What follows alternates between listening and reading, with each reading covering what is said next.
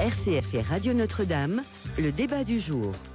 Il est 9h10, le débat du jour ce matin avec Clotilde Brosselet, bonjour. Bonjour Pierre-Hugues. Éditrice, essayiste, François Morinière, bonjour. Bonjour. Président du directoire du groupe Bayard et président des entretiens de Valpré. D'ailleurs, on en parlera à la fin de ce débat, mais au programme aujourd'hui, Louis Dauphren. On va commencer par parler des violences sexuelles, le dispositif que l'Église doit mettre en place, qui devait être annoncé à Lourdes pour la conférence des évêques de France, par la conférence des évêques de France lors de l'Assemblée plénière de Lourdes, et qui finalement a été reporté à celle du mois de mars, à l'Assemblée du mois de mars, pour se donner du temps et savoir exactement sur quelle structure ils pourront donc se prononcer, la structure la plus adéquate pour héberger les victimes majeures de violences sexuelles et d'abus. Voilà, ça sera le premier sujet. Eh bien, vous pouvez réagir par mail à tout moment, direct @rcf.fr, direct @radionotre-dame.com. Réagir à tout ce qui se dit autour de cette table, c'est le débat du jour.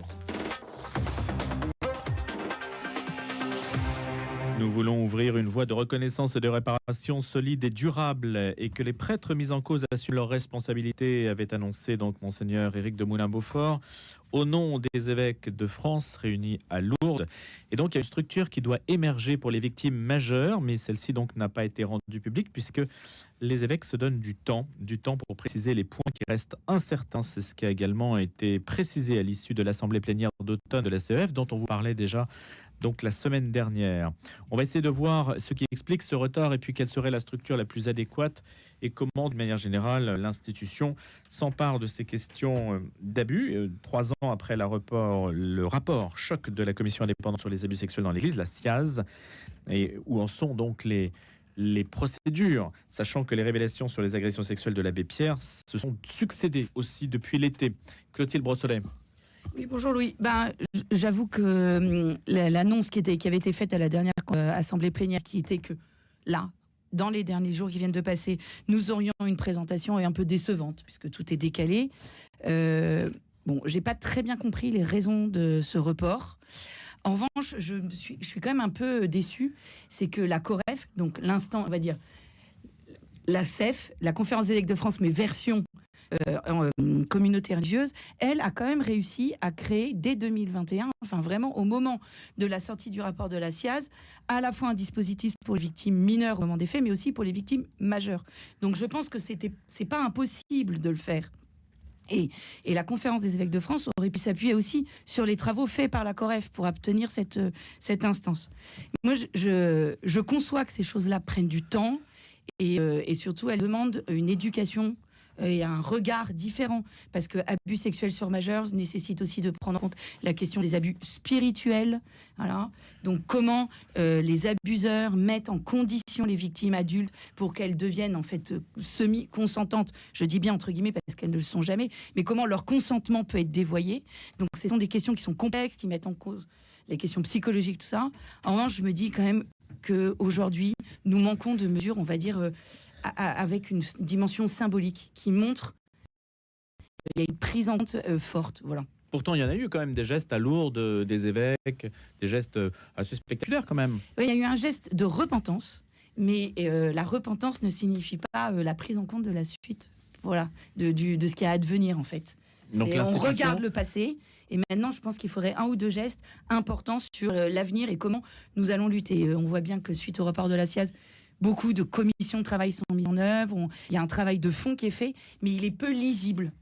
En tout cas, le président de la Conférence des évêques de France, donc Monseigneur de Moulin-Beaufort, a dit que le principe était acquis, le principe du dispositif, mais qu'il reste encore du travail avant de décider des modalités de mise en œuvre. François Morinière. Je comprends qu'il y a visiblement ce qui justifie tout cela, c'est visiblement un débat sur le fait d'avoir une structure nationale et des structures locales avec des correspondants. Donc ça n'a pas l'air d'être aussi simple que ça. Et je comprends également que, évidemment, toute la complexité, c'est de savoir ce qui se passe dans les cas de prescription, puisqu'il faut trouver alors un système de compétences pour pouvoir, évaluer les cas, puisque la justice du pays ne peut plus agir. Parce que vous savez que la prescription est faite pour éteindre les faits, enfin l'action judiciaire. Pardon. Donc voilà, donc visiblement c'est assez technique. Donc moi je suis entre le local et moi je fais confiance à Éric de Moulin-Beaufort, voilà, parce que s'il y en a un qui s'est mouillé sur ce sujet depuis 3 ans, 4 ans, c'est bien lui. Donc, je pense pas qu'il gagne du temps, mais je pense que c'est plus compliqué que prévu. Donc moi, je crois qu'il va le faire. Ça donne parole, donc il n'y a pas de... Voilà, je comprends la frustration, mais j'imagine qu'il ne le fait pas de gaieté de cœur et qu'il a visiblement, au sein de son collège, sans doute des appréciations différentes. Donc c'est pour ça il veut se donner du temps. Bon, ça me choque pas. Quelle leçon tirez-vous, François Maillard, plus largement, vous qui êtes proche du père Barbarin, et on sait que le retentissement de ce procès a été considérable. À votre avis, est-ce qu'aujourd'hui, le temps pour des actes symboliques ou des procédures à mettre en place est venu? Est-ce que l'Église a un rôle à jouer là-dessus? Bon, l'Église, elle continue d'assumer ses responsabilités. Donc, s'il y en a un qui les assume, c'est bien pour ne lui. plus subir. S'il y en a qui a bien assumé sa responsabilité, c'est bien le cardinal Lorrain, plus que tout le monde. Donc, l'Église continue à assumer ses responsabilités. Voilà, en fait, c'est très complexe parce que ça remonte dans le temps et donc il faut s'assurer que tous les éléments sont bien pris en compte. Voilà, effectivement, ça va jamais assez vite, donc je comprends la patience. Mais quand on lit, par exemple, vendredi encore, un prêtre a été condamné dans le Cantal à 18 ans de prison pour un viol et agression sexuelle sur mineur, et nous dit Monseigneur de Moulin-Beaufort, une fois de plus, des responsables ecclésiaux n'ont pas agi comme il aurait fallu. On se demande un peu si c'est une question de dispositif, d'éducation, je n'ai pas la réponse, mais de pourquoi. Voilà. Pourquoi il y a des faits d'abus? Parce Y a-t-il des lacunes de l'institution? C'est pas tant la question de pourquoi il y a des faits d'abus que pourquoi, dans des situations où il y a des faits d'abus, il y a encore une institution qui a du mal à voir la chose. Enfin, et quand je dis institution, je le dis au sens large parce que je pense que nous avons des évêques qui font, comme Monseigneur de Moulin-Beaufort, un travail incroyable. Je pense que certains ont encore peur. Je pense que les motivations sont très variables en fonction des personnalités et les réticences aussi. Je pense que c'est pas un mépris total pour les victimes d'abus. Je pense que c'est parce que c'est un changement de culture qu'il faut absolument dans lequel il faut avancer. Mais on le voit là. Je connais bien les situations à Orléans, la condamnation du père de Citivo. C'est monstrueux ce qui s'est passé avec le père de Citivo. Il y avait 4 victimes au tribunal, mais il y en a plein d'autres qui n'étaient pas prêtes à ce moment-là à porter plainte. Quand on regarde l'histoire de victimes majeures, mineures sur ce coup-là, on est sur les majeurs, mineurs. Mais on voit bien qu'aujourd'hui, les vicaires généraux de l'époque qui ont couvert, c'est un peu dur de dire ça, mais qui n'ont pas pris les mesures adéquates, sont aujourd'hui à des postes à responsabilité. Ils sont évêques. Et donc, je pense qu'aussi, il y a ces questions-là, c'est-à-dire comment, quand aujourd'hui on est évêque, on a la responsabilité de traiter ces questions-là et qu'on sait qu'on n'a pas su les traiter correctement auparavant, je pense que c'est difficile d'y aller. Alors, la question des majeurs est encore plus complexe parce que la victime mineure, une fois que les faits sont prouvés, on part du principe qu'il n'y a absolument pas de consentement, qu'il n'y a pas d'ambiguïté, beaucoup plus facilement. Pour les majeurs, c'est quand même complexe. Et alors moi, je trouve qu'il y a aussi des sujets qui sont pas traités. C'est que là, c'est sorti dans un thread sur X, ex-Twitter, mais moi, je connais ça. Un fil, c'est-à-dire qu'il y a quelqu'un qui a publié plusieurs tweets. C'est la question aussi des victimes majeures, des congrégations religieuses, quand elles sortent. C'est-à-dire qu'en fait, il y a ça aussi. C'est-à-dire que c'est un sujet avec des multiples composantes. Donc là, vous ne parlez pas seulement, Clotilde, des violences sexuelles, mais plus largement de tout type d'abus. Et le point que vous mentionnez là est peut-être un petit peu différent. Là. Il est un peu différent, mais il est souvent associé à des abus sexuels. Que fait-on des religieuses, religieux qui sortent des couvents? Ça que vous dites. Exactement. C'est ça, c'est-à-dire que on voit bien qu'aujourd'hui, c'est ça que je veux dire. Je suis désolée pour les auditeurs, je suis un peu embrouillée ce matin. Mais la question des abus soulève toute une série de questions, mais quasiment sans fin. Et là, justement, ce qui est sorti encore ce week-end, c'est la difficulté pour des victimes d'abus spirituels et souvent associés sexuels, qui sont dans des communautés religieuses, de sortir de ces communautés religieuses, dans l'environnement dont elles ont été victimes, et pour se reconstruire. Il y a ça aussi qu'il faut prendre en compte. Donc en fait, c'est vraiment un sujet énorme qui demande un changement de culture, de mentalité, et je pense qu'on n'en est qu'aux prémices, en fait. Le travail est encore immense. En tout cas, c'est plus difficile pour les majeurs que pour les mineurs, estimez-vous, parce qu'il y a un flou, la notion d'emprise est plus déterminante dans le cas des victimes, dont il est impossible d'ailleurs de chiffrer le nombre, nous dit-on. Disons que c'est ce que disait Madame, la question du majeur, c'est de savoir quelles étaient les notions de rapport entre les personnes. Quelle était la contrainte de liberté qui pesait par rapport à une personne qui est censée s'autodéterminer. Donc ça mérite une enquête plus approfondie. C'est pour ça qu'aussi, je pense que c'est des dossiers qui prennent plus de temps. Alors évidemment, ce seront des mots qui seront toujours inacceptables pour les victimes. Donc le problème, c'est qu'on on essaie de trouver des processus, des solutions, etc., sur des sujets qui sont extrêmement violents, extrêmement destructeurs. Donc c'est toute la difficulté du sujet. Quelle place pour la justice de l'Église versus la justice républicaine? Je m'explicite, la justice républicaine va faire son travail, il y a parfois des plaintes qui sont déposées, puis il y a toute la question de la justice de l'Église. On peut considérer que c'est moralement, d'un point de vue ecclésial, très choquant d'avoir un prêtre qui fait telle ou telle agression, y compris sur une religieuse qui est consentante. On peut quand même avoir un jugement moral aussi. Est-ce que l'Église n'a pas aussi un jugement moral à avoir? Je pose une question tout à fait ouverte. Je ne sais pas si l'Église a un jugement moral sur l'agissement de personnes qui sont consentantes ou pas. Enfin, si vous voulez, à ce moment-là, s'il faut que l'Église ait un jugement moral sur toutes ces ouailles, ça va être compliqué quand même, hein, parce que je pense que même sur ces clercs... on lui en demande trop. Si vous voulez, le péché part pas rêver. Hein, je veux dire, Saint Pierre a trahi, Saint Paul Saint Paul était l'ennemi de l'Église. Enfin, je veux dire, vous avez des exemples très très clairs dans toute l'histoire de l'Église où voilà, le mal, le diable est très présent. Donc après, se poser en position de jugement moral. Après, il y a les normes canoniques, c'est différent. Vous voyez, le jugement moral, c'est un... Moi, ça me fait un peu peur. Après, il y a des normes canoniques, il y a des choses, il y a des obligations qui revenir au dogme, revenir à Dieu. Pas au dogme, mais aux règles, si vous voulez, qui font que quand vous devenez prêtre, vous prenez un certain nombre d'obligations, et quand vous les bafouez, vous êtes condamné. Et il y a des normes très claires là-dessus, des normes canoniques qui existent, et c'est pas du jugement moral, c'est de l'objectivité. Vous voyez ce que je veux dire? Je pense que chaque fois, ce qu'il faut, c'est remettre de l'objectivité dans le jugement.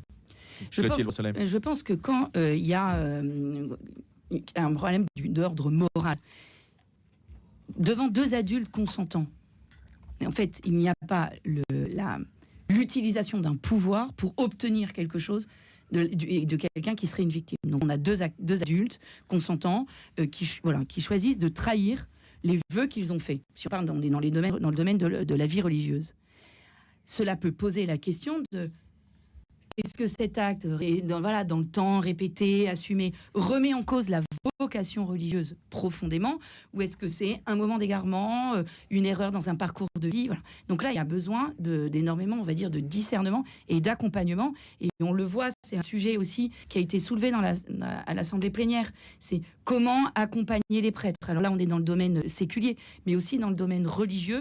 Comment accompagner les religieux d'un point de vue spirituel et aussi par rapport aux vœux qu'ils ont faits, et la chasteté en est un. Et c'est vrai donc associé au célibat pour une partie d'entre eux. Clotilde, vous mentionnez cette charte pour l'accompagnement spirituel qui a été éditée par les évêques, avec l'idée étant de s'engager à publier pour chaque diocèse de France au cours de l'année 2025 une charte spécifique diocésaine pour l'accompagnement spirituel. Il y a la même chose qui existe comme document de référence pour la confession. Quand on lit ce document qui est disponible sur le site de la Conférence des évêques de France, on se dit c'est étonnant qu'il n'existe pas déjà. Ah on est d'accord. C'est bien, heureusement, maintenant il est là, on ne peut plus s'en passer. Mais je voudrais finir, c'est que quand il y a abus spirituel et sexuel, il y a une victime. Et donc en fait, l'auteur des abus use de sa prérogative de religieux, de prêtre, comme un outil de pouvoir pour obtenir et concrétiser cet abus. Et là, il y a véritablement une remise en cause de l'engagement sacerdotal ou religieux, parce que c'est pas un coup de canif dans un contrat qu'on a du mal à tenir, c'est véritablement un détournement de sa vocation, de la vocation religieuse. Alors ça, faut arriver à l'identifier, à ce que ce soit dit, vu, entendu, parce que faut quand même rappeler que ce dispositif, puisque c'est censé donc arriver au mois de mars, un dispositif d'accueil, d'écoute et d'accompagnement. Mais quand on lit ces trois mots, accueil, écoute et accompagnement, on ne se dit pas que c'est quelque chose de difficile à mettre en place. En soi, l'accueil, l'écoute et l'accompagnement, l'Église est quand même experte normalement dans ce domaine-là, François Morinière, non? Je pense que quand on... Qu'est-ce qui est compliqué? Pardonnez ma question béatienne. Non, mais je pense que quand on est confronté à ce genre d'appel au secours ou de besoin d'aide, je pense qu'il faut former les gens en face des personnes, parce que ça se fait pas n'importe comment. Il y a eu beaucoup de maladresses commises avec des gens plein de bonne volonté. Et donc je pense que ça se fait de manière organisée, documenté. Et je pense que justement, c'est pas juste la charité, le pardon en bandoulière qui fait que mon pauvre monsieur, ma pauvre madame. Enfin, si vous voulez, c'est bien plus profond. Ça demande des ressources psychologiques. Ça demande une façon de faire parler la personne. Ça demande d'enquêter sur les dires pour savoir si les éléments sont bien établis. Enfin voilà, je pense que c'est. Et si ça prend du retard, c'est peut-être à cause de ça. Bah oui, voilà. Les mots accueil, écoute, accompagnement, on les entend facilement, Voilà, mais dans la réalisation, c'est compliqué. Franchement, je crois pas que. Je fais pas de procès d'intention. Je crois pas qu'il y a derrière ça une envie de pousser la balle et de dire de toute façon on verra ça plus tard. Je pense que c'est réellement assez complexe et voilà.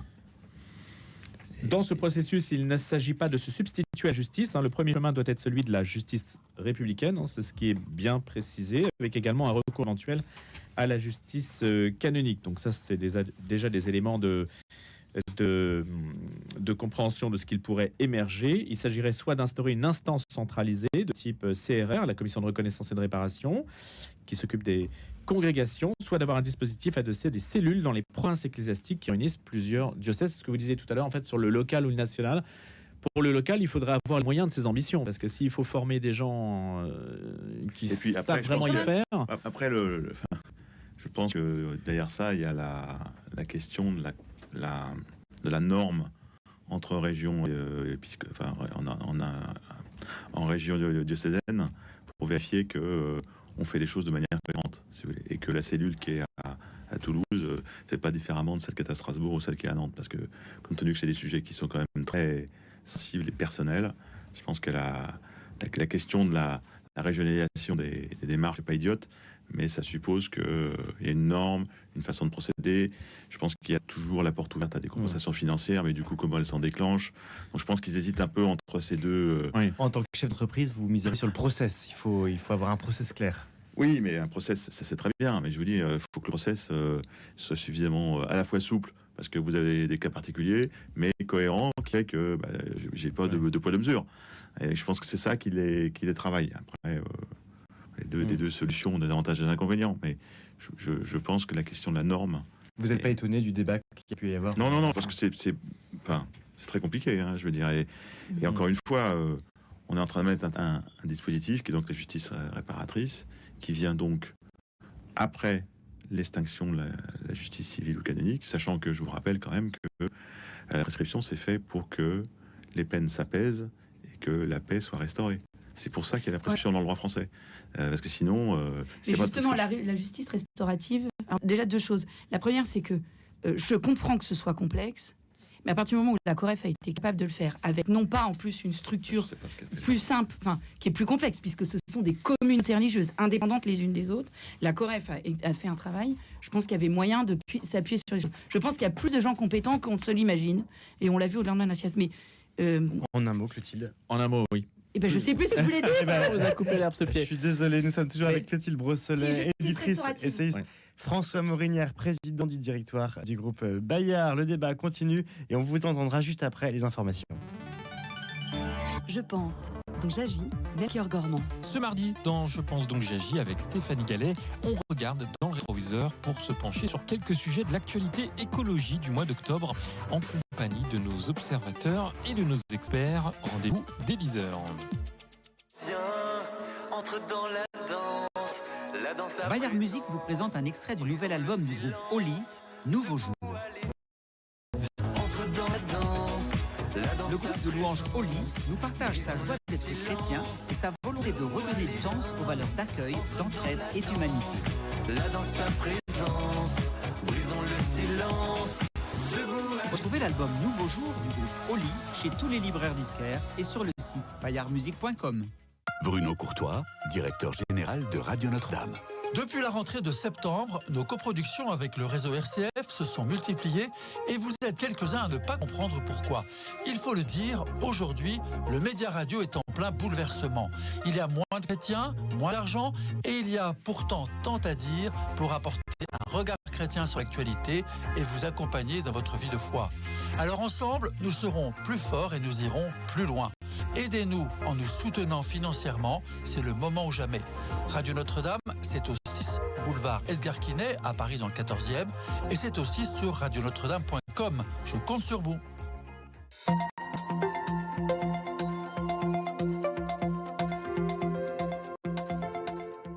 Il est 9h30 très précisément. On retrouve Cécile Mérieux pour faire le point sur l'information.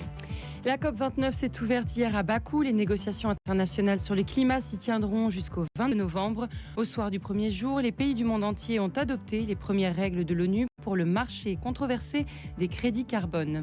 Pas de paix au Moyen-Orient sans retrait israélien des territoires occupés. C'est ce qu'ont déclaré les dirigeants des pays arabes et musulmans réunis en sommet à Riyad, en Arabie Saoudite. Pour Israël, la création d'un État palestinien n'est pas un projet réaliste. Le ministre israélien des Affaires étrangères estime qu'un État palestinien serait un État Hamas.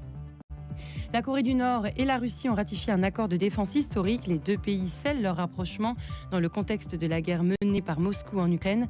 Le traité prévoit notamment une aide militaire immédiate réciproque en cas d'attaque contre l'un des deux pays. Un moine de 76 ans est mort hier des suites de ses blessures causées 2 jours auparavant. Un homme armé a attaqué son groupe de frères franciscains dans un monastère du sud-est de l'Espagne. Il a fait 2 autres blessés. L'assaillant a été interpellé. Il s'agirait d'un Espagnol souffrant de problèmes psychiatriques. Emmanuel Macron reçoit à l'Elysée le nouveau secrétaire général de l'OTAN, Mark Rutte. La rencontre a lieu sur fond de menaces de désengagement des États-Unis de l'Alliance Atlantique et d'un arrêt du soutien américain à l'Ukraine après la réélection de Donald Trump. Annonce de la ministre de l'Éducation, Anne Genetet. À compter de juin 2027, l'obtention du brevet en 3e sera obligatoire pour passer en seconde. Par ailleurs, pour les élèves qui passeront le bac en 2027, une épreuve de bac de maths sera instaurée en première à partir de juin 2026. Elle se fera sur le modèle de l'épreuve anticipée de français. Merci beaucoup Cécile Mérieux. On vous retrouve Cécile à 10h avec Melchior Gormand pour un nouveau rappel des titres.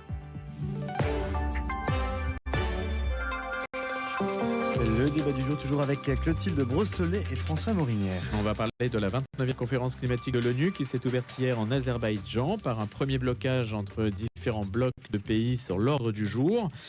En particulier sur cet enjeu principal de cette COP qui va durer jusqu'au 22 novembre, qui est de fixer un montant de l'aide climatique, le montant de l'aide climatique des États développés pour les pays en développement, afin qu'ils justement se développent sans charbon ni pétrole. Alors les pays développés ont contracté une dette climatique. Nous ne quitterons pas cette COP si le niveau d'ambition sur la finance n'est pas à la hauteur. C'est ce qu'a lancé la Sud-Africaine Tasnim Essop, qui dirige le Climate Action Network, qui regroupe des milliers d'ONG du monde entier. Mais les Occidentaux jugent qu'évidemment les ordres de grandeur avancés par les pays du Sud sont irréalistes pour leurs finances publiques, parce que l'idée c'est que le Nord paye pour le Sud au titre du climat. Alors où allons-nous dans cette direction? Dans quelle direction allons-nous? François Morinière, Clotilde Brosselet. François. Vous me permettrez, Louis, de réitérer le scandale absolu de tenir cette conférence en Azerbaïdjan qui martyrise l'Arménien. Vous avez souvent ici à votre antenne Pascal Golnisch qui vient vous parler des chrétiens d'Orient. J'ai à vomir qu'on puisse tenir cette conférence à Bakou alors que... Il aurait fallu refuser. Évidemment. On est complice de ces atrocités, de cette extermination. Moi, pardon, mais j'ai beaucoup de mal à supporter ça en tant que ami des chrétiens d'Orient depuis longtemps. Après, sur le fond, la difficulté, c'est que le monde occidental est déuni. Donc, évidemment, et ça ne va pas aller en s'arrangeant. Et donc, cette espèce de vision nord contre sud, elle n'existe pas, en fait. Parce que je repose sur les frontières.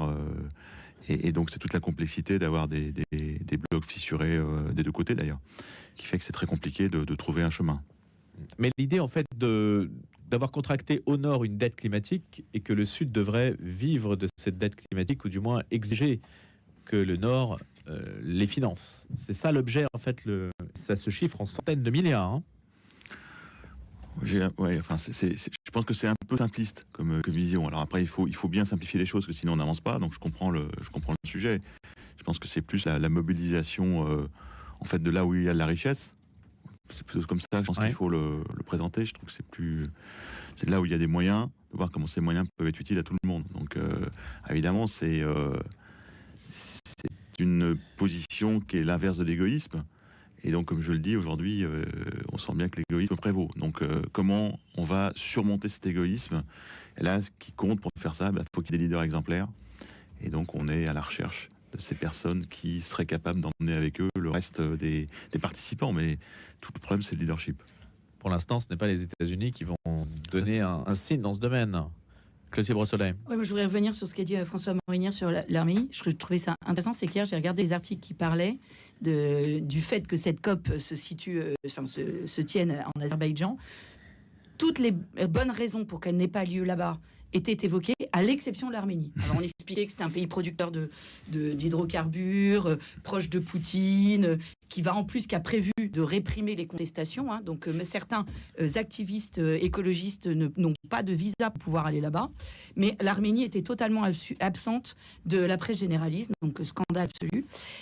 Moi, je trouve intéressant parce que c'est vraiment l'âme humaine qui s'y développe. C'est-à-dire que quand il s'agit d'aller à la COP21 et compagnie pour faire des grands discours, tous nos chefs d'État y vont, font des grands discours, c'est magnifique. Mais maintenant qu'il faut être dans le dur, parce que là, c'est une COP un peu intermédiaire qui est là pour vraiment discuter du montant alloué pour les pays en voie de développement. Bah là, Emmanuel Macron n'y va pas. Alors, Joe Biden est en position avec peu de pouvoir, puisque maintenant, on connaît le nom de son successeur, n'y va pas non plus. Le chancelier allemand n'y va pas non plus. On peut dire que les droits pays un peu leaders sur ces questions-là sont totalement absents. Voilà. Mais quand il s'agit d'entrer dans le dur et dans l'argent, il n'y a plus grand monde. Je pense que c'est tout à fait vrai. Mais moi, je me pose la question de la dette. C'est-à-dire que j'entends que oui, les pays du Nord auraient contracté une dette. Je n'ai pas assez d'arguments pour contester ça, je dirais. En revanche, ce que je me pose aussi la question, c'est la question, la dette, c'est le passé, d'accord ? On peut solder le passé, mais c'est le présent aussi. C'est-à-dire, qu'est-ce qu'on fait aujourd'hui pour que les ressources naturelles des pays en voie de développement soient exploitées correctement, en fait ? Et là, j'ai l'impression que c'est quand même... les entreprises sont soumises à des contraintes importantes, certes, les contraintes aussi liées aux acheteurs. Hein, c'est-à-dire, il y a des gens qui disent, moi, je n'achète plus, les boycotts, tout ça. Mais peut-être que... les COP pourraient prendre aussi des mesures sur ce travail des enfants, les questions environnementales liées à l'exploitation minière de certains minéraux. Mais il y a des textes et des chartes, justement, qui existent. Des textes, sur le des chartes. sujet. Mais déjà, là, on sent que c'est absent du débat. En tout cas, ce n'est pas ce qui remonte dans la presse sur les enjeux. Et je me dis que peut-être parce que finalement, c'est plus intéressant financièrement de solder une dette, voilà, et puis de continuer à exploiter très salement les ressources. On parle d'argent, mais pas de la manière de sortir de l'égoïsme. Oui. C'est ça. Alors maintenant, comment faire Peut-être que dans la balance, ça nous reviendrait finalement, nous, pays développés, moins cher de payer notre dette que d'exploiter correctement les ressources. Mais là, normalement, l'Église, sur cette question-là, aurait des choses à dire. Elle le dit, mon cher Louis. Et l'Église dit des choses. Elle dit que c'est pas possible de continuer comme ça. Elle dit que, évidemment, le soutien aux pays en développement est indispensable, ce qu'on fait quand même pas mal. Donc, oui, il est bien sûr que l'Église dit des choses, et c'est pas nouveau. Donc, elle n'est pas la seule au monde, si vous voulez. Donc, à un moment, qu'elle a porté sa voix, compliqué dans un moment Quel comme ça. est le domaine où on a besoin le plus de changer de modèle ou de réfléchir à un modèle autre? Ça dépend où on se situe. Si on se situe à une échelle macro, moi je pense que c'est l'exploitation des ressources minières, voilà, du sous-sol, qui sont génératrices d'exploitation des plus fragiles, de pollution terrible, et puis avec des problèmes géopolitiques et des guerres associées, donc famine et tout ce que... Voilà, l'histoire est pleine de ce genre de choses. Si c'est uniquement du point de vue de nos pays en développement sur nos propres territoires, c'est la question aussi du rapport au vivant. Et donc, ça va être la question, à mon avis, de l'aménagement du territoire avec la question de l'urbanisation, de l'imperméabilisation des sols. Voilà, qu'est-ce qu'on fait du domaine, entre guillemets, sauvage ? Et puis la question de l'agriculture aussi, même si je pense, pour en discuter avec certains, que sur l'agriculture, les choses peuvent avancer plutôt bien, lentement, mais c'est compliqué, mais avance. Et puis les églises font des choses. Ce matin, on apprenait que 27 institutions religieuses chrétiennes, dont 2 diocèses français, le diocèse de Nantes et le diocèse de Grenoble, désinvestissaient totalement des énergies fossiles, c'est-à-dire que l'argent qu'elles ont à leur disposition, elles ont désinvesti de Total, de Shell, de BP, etc. Ça, c'est quand même aussi une action qui est à leur portée. Il y a quand même et puis il y a un petit document quand même sur la financiarisation de l'économie et sur la façon d'investir son argent qui a été produit par le Vatican et le bon Jean-Baptiste de Françu qui explique comment on peut investir et quelles sont les normes. Vous avez donné le nom, mais je crois qu'il y a peu de communication là-dessus. Imprononçable. Je ne saurais pas le prononcer. C'est confidentiel aujourd'hui. Mais Zoram Bonham, le document du Vatican ? Oh bon non, il a été diffusé, il est traduit dans plein de langues, il est facile à lire. Mais est-ce qu'il y a beaucoup d'écho là-dessus ? Est-ce que c'est très... Non, mais c'était par rapport à votre remarque en disant qu'est-ce que fait l'Église. L'Église essaie de s'édicter de propres normes qui sont probablement acceptables aussi pour les gens à l'extérieur de l'Église, à minima pour nos moyens, c'est-à-dire les économes, les congrégations, évidemment l'IOR, pour que la façon dont on investit l'argent, L'IOR, la Banque du Vatican. la Banque du Vatican, pour qu'il y ait des normes édictées, des conseils donnés pour investir l'argent de manière intelligente et responsable par rapport à l'environnement. Donc c'est quand même un événement significatif. Enfin, pour moi, c'est une pierre significative dans la construction des choses. Ça peut avoir un impact. Ça peut avoir un réel impact. Le problème, si vous voulez, c'est que dans ces histoires-là, si on raisonne en impact par rapport au global, on fait plus rien. Parce qu'à ce moment-là, si vous voulez, on dit, bon, bah, alors à quoi ça sert ce matin, fois-ci, à quoi ça... Donc, oui, l'IOR, la Banque du Vatican, les économes diocésains et toutes les congrégations mis bout à bout, par rapport à l'ensemble de la richesse disponible sur la planète, c'est tout petit. Mais c'est symbolique. Enfin, quand je dis ça, vous comprenez-moi bien, c'est quand même des milliards et des milliards. Mais c'est vrai qu'au-delà de ça, le symbole est fort. Donc je pense que c'est quand même un message qui est envoyé par l'Église. On peut poser la question, vous qui nous écoutez, est-ce que justement pour le placement de vos économies, vous tenez compte des supports sur lesquels ces économies sont investies? Moi je ne suis pas du tout sûr. Si on fait un sondage auprès... on va le faire direct. Ça serait intéressant que vous nous le disiez.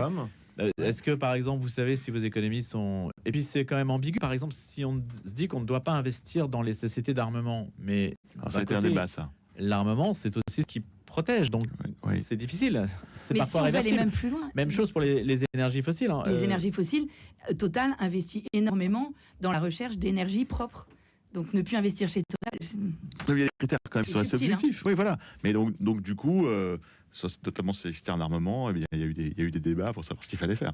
On voit bien que la doctrine a changé depuis 2 ans, parce que quelque part, avec la guerre en Ukraine, tout d'un coup, on s'est dit, finalement, heureusement qu'on a des instruments pour des Ukrainiens. Donc, alors, c'est un peu hypocrite, parce qu'évidemment, on vend beaucoup d'armes en dehors de l'Ukraine, et on leur donne... c'est un commerce extrêmement florissant. Mais c'est vrai que c'est un débat philosophique qui est important. Et le fait que on promeuve donc des activités qui sont compatibles avec certains critères éthiques, etc. Mais le fin du fin, c'est qu'en réalité, les taux de le rendement soient aussi bons que pour d'autres sociétés. C'est ça. C'est le cas. Enfin, je pense pas qu'on puisse, si vous voulez, c'est pour pas que les gens viennent, c'est ça. Oui, mais c'est pas de la charité. Je veux dire, on peut trouver des systèmes d'investissement qui sont tout à fait rentables et qui tiennent compte de ces critères. La question du rendement est un faux critère. Je pense vraiment. C'est-à-dire qu'on peut trouver des placements qui fonctionnent et qui sont éthiquement responsables. Donc c'est pas de la charité, c'est pas du mécénat, ça marche. Donc il ne s'agit pas de dire aux gens vous allez perdre vos économies parce que vous en avez besoin pour vos retraites, c'est juste de dire mettez-le au bon endroit, vous aurez des bons rendements et en plus vous ferez du bien, vous ferez moins de mal à la planète. Après, ça marche. Après, François, il y a l'opacité des placements financiers. Ah oui, mais enfin quand même, je peux vous dire que les banques ont fait énormément de travail pour clarifier les choses, notamment les banques françaises. Donc je pense qu'aujourd'hui, il y a beaucoup de produits qui existent, de placements, qui sont certifiés, qui sont fléchés.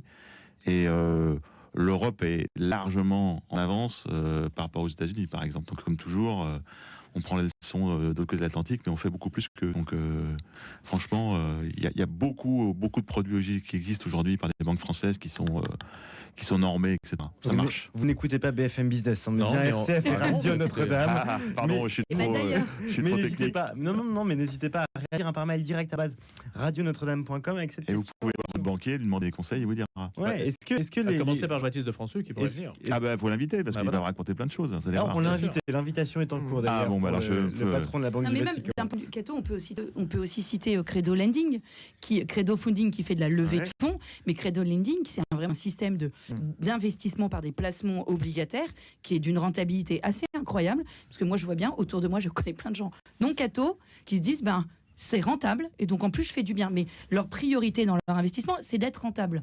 Et ils choisissent Credo Lending, donc preuve que c'est possible. Voilà. Donc rendement, efficacité et soin de la planète, ou en tout cas investissement responsable, ça marche ensemble. C'est le message qui doit passer à l'aune de cette COP29 qui se tient à Bakou en Azerbaïdjan et dont vous avez souligné que déjà dans le principe se rendre en Azerbaïdjan était déjà problématique. Mais en tout cas, le message que l'on peut dégager de ces débats nous intéresse et on les suit bien sûr tout au long de cette semaine. On va parler à présent du 11 novembre. On va dire un mot sur la mémoire, l'armistice. Vous savez qu'Emmanuel Macron et le Premier ministre britannique ont commémoré hier l'armistice de 1918, 106e anniversaire. Ça s'est passé sur les Champs-Élysées. Les deux dirigeants ont célébré le 120e anniversaire de l'entente cordiale, pour être précis sur ce point-là, entre la France et le Royaume-Uni, signé le 8 avril 1904 pour assainir les différents coloniaux entre les ennemis héréditaires, sachant qu'évidemment la situation du Royaume-Uni aujourd'hui est un petit peu quelques années depuis le Brexit, et que donc il y a eu un geste et peut-être aussi des intentions à rappeler à l'heure où les témoins évidemment ne sont plus de ce monde pour parler de la guerre de 14, de cette première guerre mondiale qui a tant fait changer le monde, Clotilde Brossolet. Moi, je voudrais témoigner de deux choses. J'habite Nanterre et mon mari était responsable de la collecte du bleuet, donc il était regardé sur le site de la mairie quand avait lieu la commémoration. Rien n'était indiqué, donc il y a bien des mairies qui n'en ont rien à faire. Rien n'était indiqué, ni le lieu, rien du tout. Ça n'existait pas. Et à côté de ça, hier matin, j'étais dans mon Berry-Chéry, à Villequier, et petit village, et extraordinaire, une cérémonie toute simple, et la maîtresse a proposé aux enfants du village de lire, et il y avait 2 enfants. Alors, ma fille était dedans, parce qu'elle rêvait de faire ça, donc elle s'était portée volontaire, mais il y avait 2 enfants du village de classe de primaire qui avaient été préparés par la maîtresse, et ils se sont répartis ce texte de l'Union française des associations, la LUFAC. Et c'était émouvant de voir de ces 2 petits garçons lire, et avec la sonnerie aux morts, la lecture de tous les morts du village depuis la guerre de 14 jusqu'à aujourd'hui, dans toutes ces guerres. Et voilà, simple, comme quoi on n'est pas obligé de faire des grandes choses avec des grands discours grandiloquents. C'était émouvant. Voilà. 2 poids, voilà, 2 expériences différentes. Et ben merci à au village de Villequier. François Brunière. J'ai une autre expérience municipale. À ce moment-là. Moi, c'est ma 7e, voilà. Et donc ça se présente sous le titre Faire société en entreprise. C'est vous qui avez choisi? Alors oui, on travaille avec, enfin moi non, pas tout seul, mais un petit donc comité. C'est près de Lyon, je ne l'ai pas précisé. Ah oui, c'est à Écully, ça touche Lyon. Donc petit comité qui choisit des thèmes, et donc on a réfléchi à celui-là parce qu'en fait la question qui va être abordée, c'est le champ de ce que l'entreprise doit faire par rapport à la société, puisqu'il est plutôt, on va dire, extensif en ce moment, et que donc la question est de savoir jusqu'où l'entreprise doit s'investir dans l'ensemble des sujets qui concernent, on va dire, au départ son personnel, et qui touchent l'inclusion, qui touchent l'égalité bien sûr, qui touchent le respect de l'environnement, qui touchent la politique d'investissement. Donc on voit que la politique d'aide à la natalité, avec les crèches que l'entreprise peut payer, enfin jusqu'où son territoire de responsabilité va, jusqu'où doit-elle aller, et on voit bien que ce rôle-là est un rôle qui en partie se substitue à d'autres faiblesses d'institutions, et que donc comme l'entreprise fonctionne, on lui donne de plus en plus de choses sur les épaules, parce que c'est un endroit où il y a une communauté a priori qui travaille ensemble, a priori avec des règles, qui respectent l'autorité, ce qui est aussi assez singulier peut-être dans le monde d'aujourd'hui. Heureusement il y a d'autres institutions qui font comme ça, mais on voit bien que aujourd'hui tout ça ne va plus de soi. Et donc, comme ça fonctionne pas trop mal, eh bien, du coup, on lui en donne de plus en plus. La disette budgétaire va plutôt dans ce sens, alors? Bien sûr. Et donc, aujourd'hui, ça va pas changer, parce qu'aujourd'hui, on va demander à l'entreprise un effort significatif, puisque vous avez vu que de toute façon, les textes budgétaires vont dans ce sens-là, puisqu'on va demander aux grandes entreprises de contribuer davantage à la solidarité nationale. Bon, ça, c'est encore un autre sujet, c'est la justesse de l'impôt. Mais en dehors de cette question-là qui est importante, on voit bien que son rôle va très loin, et on va se poser la question de savoir jusqu'où elle doit aller, quoi. Donc, justement, il va d'autant plus loin que l'État est amené à revoir ses missions. L'État ou l'école, l'école, si vous voulez, avec l'apprentissage. Enfin, il y a beaucoup d'endroits où l'entreprise se substitue.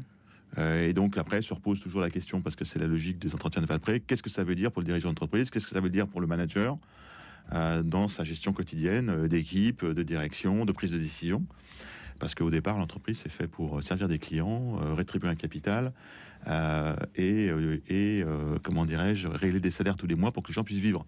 Alors, pardon, c'est une vision très simpliste. Alors ce qui est intéressant, c'est qu'on revient à un schéma quelque part, c'est un écho à un schéma très 19e, très paternaliste, où l'entreprise s'occupait de tout. Voilà, on a plein d'exemples en tête. Les Schneider à Creusot, qui géraient la ville et qui s'occupaient de la naissance jusqu'à la mort, parce que le cimetière était aussi construit par les Schneider. Donc, alors ce système-là, il a été battu en brèche en disant que c'était un système qui était contraire à la liberté personnelle. Et puis finalement, alors on n'en est pas là aujourd'hui, mais on revient. Les syndicats ont lutté contre ce système paternaliste. Bien sûr. Et puis aujourd'hui, les syndicats parfois à juste titre, demandent à l'entreprise de faire toujours davantage. Donc voilà, c'est un vrai débat du moment et les contours sont flous. Et l'idée, c'est d'aider ceux qui viennent à réfléchir avec des grands intervenants. Donc, c'est vendredi et samedi prochain, donc 15 et 16 novembre à Écully. Et on aura des grands patrons, mais des patrons aussi locaux, des philosophes, des sociologues comme Jean Viard, des hommes politiques comme Jean-Louis Borloo, Alexandre Bompard, qui est quand même à la tête du premier employeur français privé, Carrefour, qui viendront nous dire ce qu'ils en pensent et comment ils le vivent surtout. Parce qu'à la fin du compte... à Valprès, aux entretiens de Valprès, on n'est pas tant dans la théorie que dans la pratique. C'est-à-dire comment concrètement je repars de là avec des idées. Voilà, c'est un peu ça le...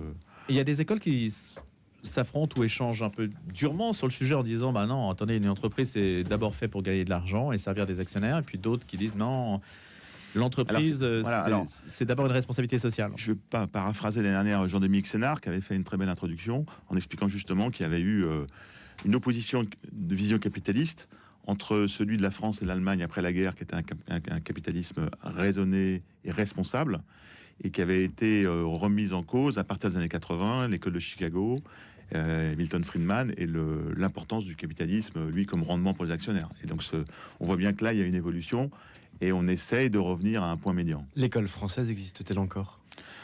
Sénard, voilà. Alors là, le problème, c'est qu'on a un contre-exemple terrible, c'est Michelin, parce que à la fois, il y a eu ce débat sur le salaire décent que Michelin a lancé, qui est un vrai débat, et puis du coup, Michelin qui licencie. On voit bien les contradictions du modèle et les limites. Pour moi, c'est un moment difficile parce que je pense que Michelin est une des entreprises qui incarne quand même pas mal ça, mais qui se retrouve confronté à des difficultés économiques. Ou de même le modèle Auchan. Pour des raisons énergétiques. Oui, bien sûr. Puis aussi le modèle Auchan Mullier, qui était un modèle plutôt dans lequel les salariés étaient impliqués d'entreprise, d'actionnaires, etc., et qui se retrouve en situation de crise. Donc on voit bien que l'équilibre n'est pas facile. Clotilde Brossolet. Oui, mais je trouve que c'est intéressant comme sujet parce que pendant longtemps, on a dit, et encore, les jeunes générations, attention, je ne m'investis pas dans l'entreprise, et comme si l'entreprise ne pouvait pas être un lieu de vie. Elle est un lieu de vie, on y passe beaucoup de temps, quasiment un tiers de notre temps, et comment on conçoit ce lieu de vie pour qu'il respecte à la fois la vie privée, mais qui soit en soutien à la vie privée sans l'intérêt, et surtout à la vie professionnelle. Je trouve que c'est... Voilà, j'ai regardé le programme en détail, et je me suis dit... Enfin, j'apprécie les entretiens de Valprès, parce que je trouve que ça permet de retrouver aussi un regard positif sur le monde de l'entreprise, qui est souvent malmené. Voilà. Alors après, avec quand même les angles morts et les difficultés. Mais bon, on peut pas tout faire. Non, mais qui est quand même que l'entreprise fait des choses sur le plan sociétal, on va dire, et puis à côté de ça, on n'a jamais autant de burn-out, et que donc elle a aussi à balayer devant sa porte. Et faut pas l'idéaliser, parce qu'on voit bien que sur des sujets, elle a directement de son propre fonctionnement, elle a des failles qui sont de plus en plus fortes. Donc c'est aussi un paradoxe, vous voyez, on est très tourné vers des sujets d'accompagnement en dehors du boulot, on va dire, ou de complémentaire au boulot, et à côté de ça, il y a quand même des endroits où les gens sont beaucoup en souffrance. Donc qu'est-ce qu'on a loupé ? Et puis de quelle entreprise parle-t-on ? Il y a beaucoup d'entreprises en faillite Est-ce que cette se trompe année. pas du coup de combat ? Est-ce que le premier combat, c'est d'abord le soin qu'on porte à ses propres salariés avant d'aller voir plus loin, voyez ? Et puis effectivement la taille. On voit bien que les sujets sont pas les mêmes en fonction de l'entreprise. Donc c'est tout sauf simple. Les entretiens de Valprès, 22e édition, vendredi, samedi prochain à Écully, près de Lyon. Et c'est François Morinière qui les préside, avec donc quantité d'intervenants qui vont pouvoir s'exprimer sur ce sujet. Faire société en entreprise. Merci beaucoup à tous les deux. Clotilde Brossolet, éditrice, essayiste, François Morinière, président du directoire du groupe Bayard et donc président des entretiens de Valprès. En un mot, les entretiens de Valprès, où comment s'inscrire www.entretiensdevalprès.org, il y a encore un peu de place. Il faut tout simplement. Allez-y, vite, enseignez-vous, inscrivez-vous plutôt et renseignez-vous. Vous êtes renseignés sur RCF et Radio Notre-Dame, inscrivez-vous à présent. Merci beaucoup à tous les deux. Un grand merci Louis Dauphren pour cette matinale. Merci Pierre-Henri Paget qui réalisait depuis 6h30 le magicien des ondes. Il est derrière sa vitre. Merci beaucoup Pierre-Henri.